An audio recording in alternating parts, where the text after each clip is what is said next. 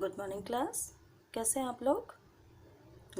आज जो हम पढ़ने वाले हैं बेटा, वो है आपके व्याकरण का तीसरा पार्ट, शब्द और वाक्य, जिसमें हम पढ़ेंगे शब्द क्या होते हैं, कितने प्रकार के होते हैं, वाक्य किसे कहते हैं और वाक्य के कितने प्रकार होते हैं। जैसे कि आप यहाँ पर देख रहे हैं कि कुछ चित्र बने हुए हैं, है ना।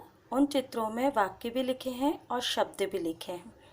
ठीक, जब हम वर्णों को, हमने जो वर्ण पढ़े अ से लेकर के तक, उन वर्णों को हम जोड़ते हैं, आपस में उनका मेल करते हैं तो शब्द बनते हैं।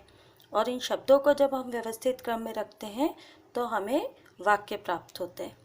ठीक है, तो शब्द दो या दो से अधिक वर्णों का सार्थक समूह जो होता है उसे कहते हैं। मतलब सार्थक का अर्थ होता है जिनका कोई अर्थ हो। ऐसे वर्णों का समूह जिनका एक निश्चित अर्थ होता है, ऐसे शब्दों को हम शब्द में रखते हैं।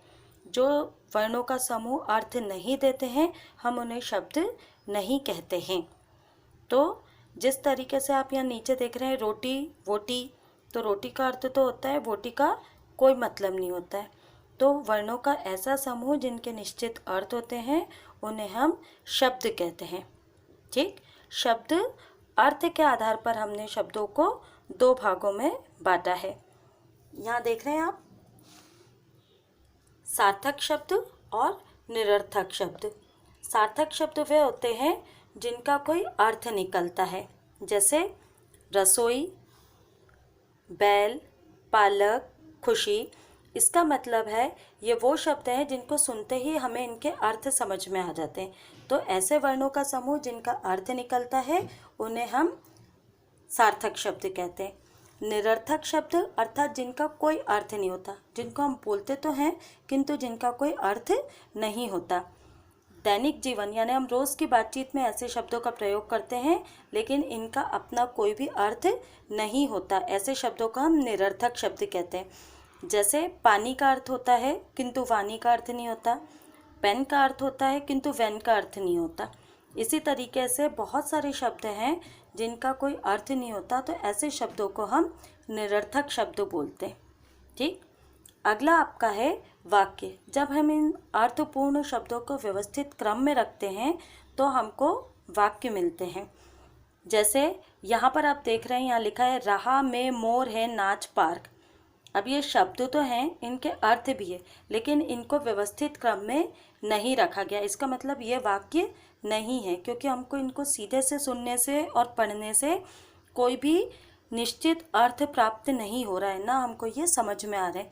किंतु अगर इसको हम व्यवस्थित क्रम में रखने के बाद पढ़ते हैं तो हमको मिलता है पार्क में मोर नाच रहा है, जिसे एक बार पढ़ने और सुनने में ही हमें समझ में आ जाता है कि पार्क में मोर नाच रहा है।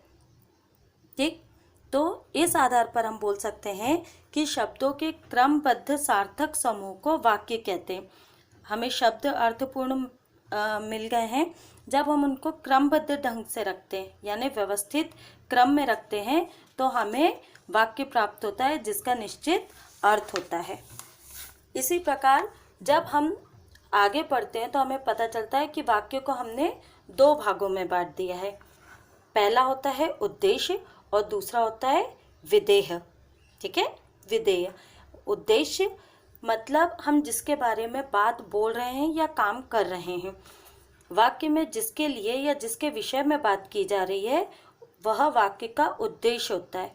बिना उद्देश्य के हम कोई भी कार्य नहीं करते हैं। वाक्य में कर्ता ही वाक्य का उद्देश्य होता है। कर्ता जो काम कर रहा है या बोल रहा है।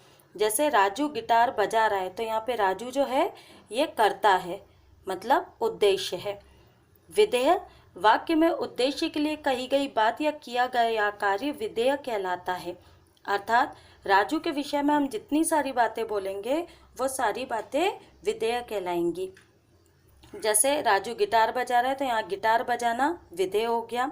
राजू बहुत अच्छा बच्चा है, तो अच्छा बच्चा होना उसका विधेय कहलाएगा। ठीक है, इसी प्रकार आगे भी आप वाक्य पढ़ेंगे और समझेंगे कि वर्णों के व्यवस्थित समूह को हम शब्द कहते हैं और शब्दों के व्यवस्थित समूह को हम वाक्य कहते हैं। ठीक है, इसके बाद क्लास आप यहाँ देख रहे हैं, आपने पिछली जो 2-3 पार्ट पढ़े हैं उनसे रिलेटेड कुछ एक्सरसाइज दी हुई हैं।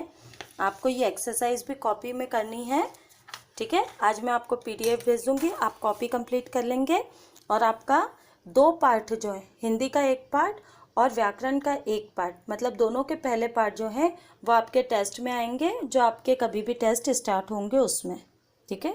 Thank you, have a nice day.